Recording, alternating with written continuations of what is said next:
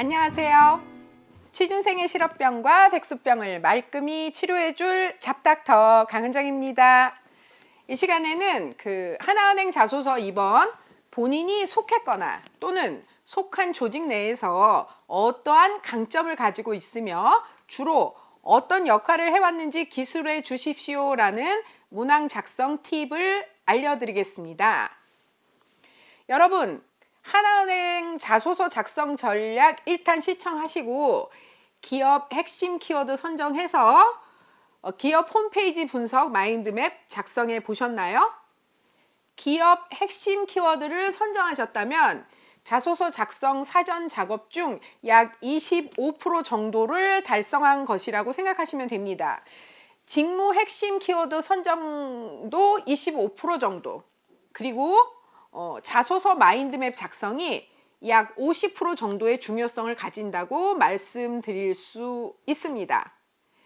자소서 문항 작성 전에 사전 작업의 과정이 자소서의 어떤 질, 그리고 향후 면접의 당락을 결정하는데 중요한 역할을 한다는 것 기억하시기 바랍니다. 우선 근본 문항에서 어떤 핵심 키워드를 증명할 것인지가 정말 중요합니다. 하나은행 자소서 2번 문항은 급변하는 경영 환경 속에서 혁신을 선도하는 하나은행은 구성원의 다양한 자질과 역량을 필요로 합니다. 본인이 속했거나 또는 속한 조직 내에서 어떠한 강점을 가지고 있으며 주로 어떤 역할을 해왔는지 기술해 주십시오입니다. 이번 문제에서는 구체적인 역량 키워드가 제시되어 있지 않습니다. 다만 지원자가 속한 조직 내에서 어떤 강점을 통해서 어떠한 역할을 해냈는지를 구체적으로 묻고 있을 뿐입니다. 따라서 이번 문항에서는 어떤 핵심 키워드를 강조할 것인지, 그리고 어떤 에피소드로 그 핵심 키워드를 증명할 것인지가 너무너무 중요합니다. 모든 것이 여러분의 선택에 달려있기 때문입니다. 예를 들어 핵심 키워드를 선정하는 데 있어서도요, 기업 핵심 키워드 중심으로 갈까? 아니면 직무 핵심 키워드 중심으로 갈 것인지를 결정하거나, 또는 역량 핵심 키워드를 강조할까? 아니면 성격이나 인성 키워드를 강조할 것인지를 여러분이 결정해야 합니다. 그리고 아울러서 어떤 에피소드를 통해서 효과적으로 여러분이 지금 주장하고 있는 핵심 역량을 증명할 것인지를 아주 전략적으로 결정해야 합니다. 이번 문항에서는 조직 내에서 본인의 강점과 역할에 대해서 질문하고 있기 때문에 핵심 키워드를 선정한 후에 에피소드를 선정할 때 이왕이면 학교 에피소드라든지 그런 에피소드들 중에서도 조직과 관련된 에피소드 중에서 주장하고자 하는 핵심 키워드를 가장 효과적으로 증명할 수 있는 에피소드를 결정하는 것이 더 전략적일 것입니다. 기업 분석 결과와 직무 분석 결과를 종합해 볼 때 일단은 예를 들면 창의력, 책임감, 소통이라는 핵심 키워드를 지금 강조할 것이고요. 그리고 창의력, 책임감, 소통을 가장 효과적으로 증명할 수 있는 에피소드로는 학부 시절 연구실장으로 활동하면서 그 멘토링 제도를 만들고 주간 회의를 정기적으로 운영했던 에피소드로 증명하기로 이제 결정을 했습니다. 그러면 이제 샘플을 한번 보시겠습니다. 일단은 여러분, 자소서는요, 심사할 때 꼼꼼히 보기보다는 오히려 면접 상황에서 이 자소서를 바탕으로 면접 질문들을 하게 됩니다. 즉, 자소서 심사를 할 때, 서류 심사를 할 때 꼼꼼하게 본다기보다 이렇게 확 지나가면서 판단한다는 거죠. 근데 그분들은 워낙 많은 그 서류들을 심사해 왔기 때문에 확 넘어가면서도 여러분들의 역량과 성과와 어떤 일들이 있었는지 파악하실 수 있다는 거죠. 하지만 우리들은 어떻게 해야 돼요? 그분들이 확 지나가는데도 불구하고 여러분의 역량은 물론이고 어떠한 일이 있었는지, 어떤 성과가 있었는지를 한눈에 알아볼 수 있도록 친절하게 자소서 문항을 작성해야 되잖아요. 그래서 제가 강조하는 것이 일단 자소서에는 무조건 소타이틀을 작성하셔야 된다는 거예요. 왜? 확 훑어보는데도 소타이틀을 통해서 어떤 지원자가 어떤 역량을 가졌으며 지원자한테 어떤 에피소드가 있었고 거기서 어떤 성과를 냈는지를 알려주는 거죠. 그래서 지금 이번 문항 같은 경우 소타이틀을 어떻게 작성을 했냐면 창의력, 책임감, 소통 능력을 통해 성공적 연구실 운영이라고 소타이틀을 달았어요. 자, 이럴 경우에는 어때요? 아, 일단 이 지원자한테는 창의력과 책임감과 소통 능력이 있네.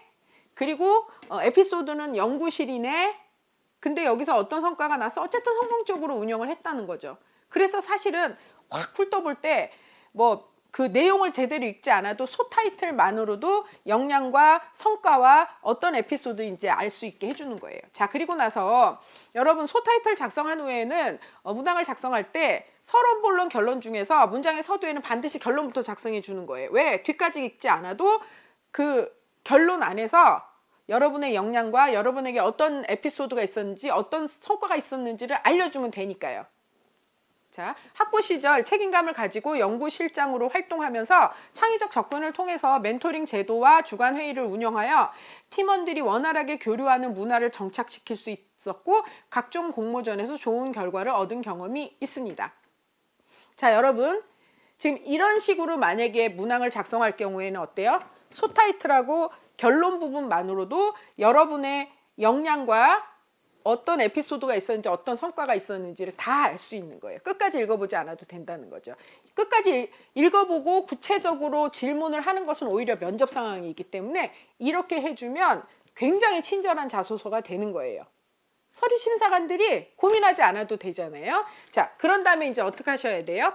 실제로 창의력, 책임감, 소통 능력을 증명할 수 있는 에피소드를 구체적으로 이제는 제시하시면 되는 거예요. 제가 속한 연구실의 학생들은 회식 자리도 한 학기에 한 번뿐이라 친해질 계기가 없었기 때문에 같은 학년끼리만 친밀한 관계를 유지하고 다른 학년과는 별다른 교류가 없이 매우 어색한 관계로 지내고 있었습니다. 같은 연구실인데 이렇게 서먹한 분위기가 지속되는 것은 바람직하지 않다고 판단한 저는 이러한 문제 상황을 해결하기 위해 연구실 내에서 선배와 후배를 1대1로 연결하는 멘토링 제도를 만들어 교수님께 질문하기 어려운 부분들을 선배들에게 언제든지 질문하여 해결하도록 하였습니다. 그 결과 학업 성적도 향상되고 선후배 간의 친밀도가 높아져서 랩실 분위기까지 개선되는 좋은 결과를 얻을 수 있었습니다.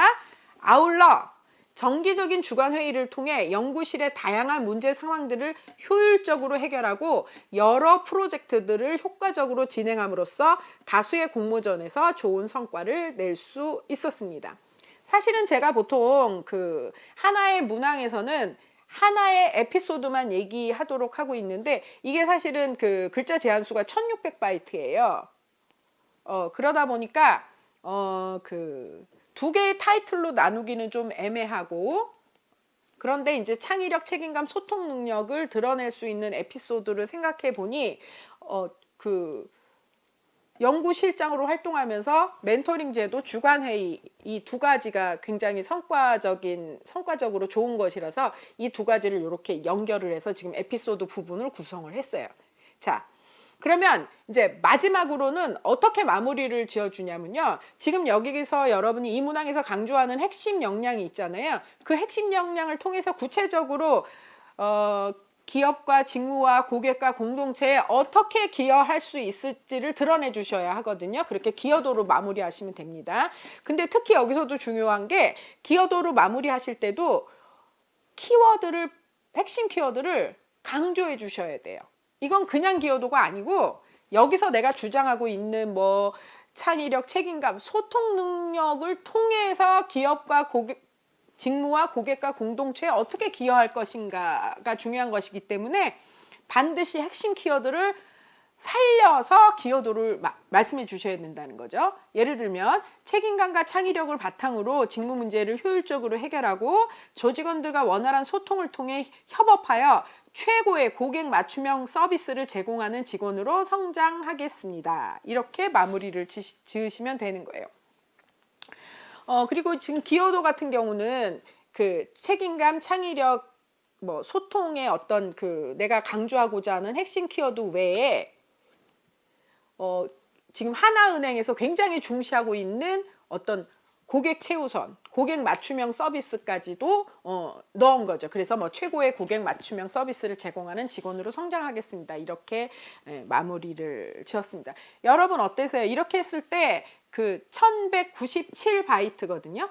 그래서 군더더기가 하나도 없어요. 그러니까 필요 없는 말이 없다는 거죠. 예를 들어서 여러분이 어떤 부분이 이게 진짜 필요한가 안 필요한가가 궁금하실 때는요. 그걸 한번 빼보세요. 그걸 빼고 나서 말이 되면 그 부분은 필요가 없는 부분이에요. 근데 여기는 어때요? 군더더기가 하나도 없어요. 그러면서 1600바이트 안에서 굉장히 효과적이고 효율적으로 지금 문항이 작성이 됐다는 거죠. 자, 효과적이고 효율적으로 문항이 작성됐다는 거는 핵심 역량이 얼마나 잘 드러났는가, 그리고 그 핵심 역량을 얼마나 효과적으로 에피소드를 통해서 증명해 냈는가, 그리고 그 핵심 역량을 통해서 기업과 직무와 고객과 공동체에 어떻게 기여할지를 얼마나 잘 표현해 냈는가거든요. 그게 지금 정말 잘 돼 있어요. 이렇게 여러분이 각 문항을 이런 그 내용과 형식을 제대로 갖추어서 작성을 하시면 완전히 차별화된, 질적으로 우수한 그런 그 자소서 작성이 가능해지는 겁니다. 이번 시간에는 하나은행 자소서 2번 문항 작성 전략에 대해서 알아보았습니다. 물론 어디서나 대기업이든 공기업이든 정말 자소서가 중요하지만 금융권 취업에 있어서 자소서의 비중은 상당히 높다는 것 여러분 알고 계시죠? 그리고 자소서는 서류 심사뿐만이 아니라 면접의 기초 자료로서 중요한 역할을 하게 된다는 것도 물론 아시겠죠? 그래서 자소서 작성에 무엇보다 힘을 기울여야 하는 것입니다. 잡닥터의 팁을 바탕으로 핵심 키워드와 에피소드 선정에 노력을 기울이시고 자소서 마인드맵을 작성하셔서 전략적으로 접근하신다면 직무 적합성과 기업 적합성을 효과적으로 드러냄으로써 경쟁자들과 차별화되는 맞춤형 자소서 작성이 가능할 것이라고 자신 있게 추천해 드립니다. 자소서 마인드맵 작성법이나 보다 구체적인 문항 작성 방법이 궁금하시거나 컨설팅이 필요하신 분들은 잡미션 아카데미 카카오 채널에 접속해서 문의해 주시면 됩니다. 다음 주부터 매주 목요일 밤 10시 다양한 주제로 무료 컨설팅 서비스를 진행할 예정이오니 무료 컨설팅 서비스에 참여하실 의사가 있으신 분들은 잡미션 아카데미 카카오 채널에 접속하셔서 참여 의사를 밝혀주시기 바랍니다. 지금까지 취준생의 실업병과 백수병을 말끔히 치료해줄 잡닥터 강은정이었습니다. 다음에 다시 만나요. 안녕.